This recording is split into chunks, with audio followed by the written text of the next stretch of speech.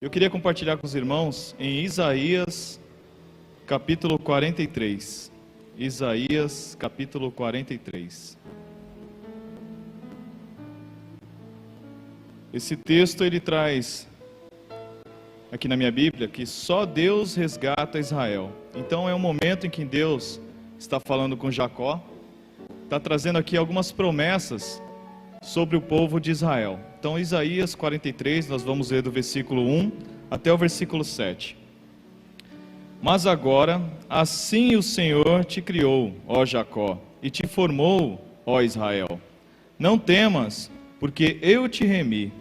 Chamei-te pelo teu nome, tu és meu. Quando passares pelas águas, estarei contigo. E quando pelos rios, eles não te submergirão. Quando passares pelo fogo, não te queimarás, nem a chama arderá em ti. Porque eu sou o Senhor teu Deus, Santo de Israel, o teu Salvador. Dei o Egito por teu resgate, e a Etiópia e Sebá por ti. Enquanto foste precioso aos meus olhos, também foste glorificado. E eu te amei, pelo que te dei os homens por ti, e os povos pela tua alma. Não temas, porque estou contigo. Trarei a tua semente deste oriente, e te ajuntarei desde o ocidente. Direi ao norte, dá, e ao sul, não te retenhas. Trazei meus filhos de longe e as minhas filhas da extremidade da terra. A todos os que são chamados pelo meu nome, e os que criei pela minha glória, eu os formei e os fiz. Amém. Até aqui, graças a Deus. Então, irmãos, essa palavra ela traz uma promessa através de uma conversa entre Deus e Jacó. E aqui, ele traz o propósito ao qual nós fomos criados. Então Deus coloca aqui que independente de onde estejamos, independente de qual é o nosso caminho, Deus fala que Ele nos chamou pelo nome, Ele nos criou, Ele nos formou, e a nossa meta, o nosso propósito aqui na terra, é servir a Deus, é louvar a Deus, é glorificar a Deus. Esse é o fundamento que Deus colocou nas nossas vidas. E Ele coloca aqui que, no versículo 4, que enquanto fostes precioso aos meus olhos, também foste glorificado. E muitas vezes, irmãos, a gente se perde no meio desse caminho, a gente se perde nesse propósito, a gente fica confuso, a gente coloca dúvidas a respeito de Deus estar mesmo abençoando a nossa vida. Algumas vezes a gente acha que o irmão passou na nossa frente, o irmão tomou algo que era nosso, que nós não somos dignos daquilo que Deus tem para nós. E eu particularmente às vezes faço uma reflexão, será que eu estou no caminho certo? Onde eu estou errando? Onde que eu tenho que melhorar? Eu sei que eu não sou perfeito, a gente sabe que nós vamos pecar independente do que fizermos a Deus. A palavra de Deus traz essa promessa, só que eu tenho que saber que o caminho que eu tenho que trilhar é dentro da vontade de Deus. Eu não sei se, tomara que não seja só eu que pense assim, mas algumas vezes a gente sente saudade daquilo que não viveu. A gente pode colocar uma culpa de como estamos agora, de uma consequência, mas de algo que a gente nem viveu, que a gente nem fez. Se eu tivesse ido por tal lugar, se eu tivesse estudado aqui, se eu tivesse entrado naquele emprego, se eu tivesse feito tal situação, talvez eu estaria de uma outra forma.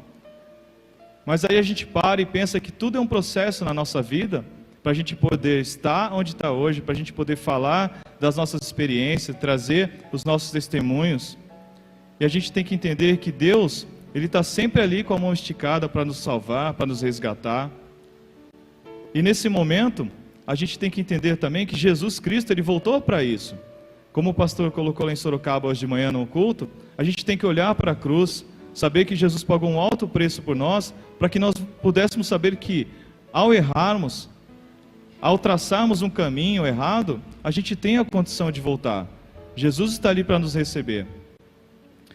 No versículo 7, ele fala assim: a todos que são chamados pelo meu nome, e os que criei para a minha glória, eu os formei, sim, eu os fiz.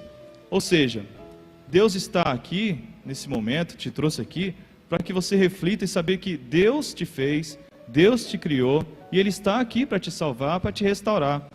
Eu queria abrir com os irmãos, compartilhar lá em Lucas.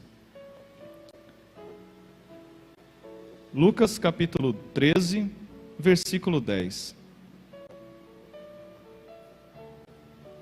A cura de uma mulher paralítica. Jesus, ele voltou para nos salvar, para colocar que o preço que ele pagou por nós na cruz é a nossa salvação e que ele está de braços abertos para que nós retornemos para ele e sabemos que nós temos a salvação. E aqui nessa parte do texto, ele faz isso com uma mulher que estava há 18 anos curvada ao pecado, curvada à enfermidade. E no 10 ele fala assim: e ensinava no sábado, numa das sinagogas, e eis que estava ali uma mulher que tinha um espírito de enfermidade. Havia 18 anos e andava curvada, e não podia de modo algum endireitar-se. E vendo-a Jesus, chamou a si e disse: mulher, está livre da tua enfermidade. Ou seja, irmãos, era uma pessoa que estava na sinagoga, estava frequente ali na palavra de Deus, mas em algum momento da vida ela se desvirtuou. A Bíblia não fala por quê, qual foi o caminho, o que aconteceu, se foi com ela, se foi com a família, mas em certo momento ela se curvou a essa enfermidade. O inimigo achou uma brecha naquele momento, há 18 anos atrás, e a fez curvar, e ela se acostumou com aquilo. E essa passagem aqui, para mim em especial, ela demonstra que eu não tenho que me curvar para os meus erros. Eu vou errar, eu vou pecar, só que eu tenho que entender que Deus está aqui para esticar a mão para mim. Jesus voltou para que eu possa pedir a ajuda dele, porque sozinho eu não vou conseguir, sozinho nós não vamos conseguir endireitar os nossos caminhos. E Jesus, ele está aí para isso. Então que nessa noite a gente possa fazer essa reflexão nessa palavra, e se Deus te trouxe aqui é porque você é especial para Deus, e que possamos saber que Deus morreu na cruz, que Deus pagou ali um alto preço para que nós possamos estar aqui hoje falando da palavra dele. Amém?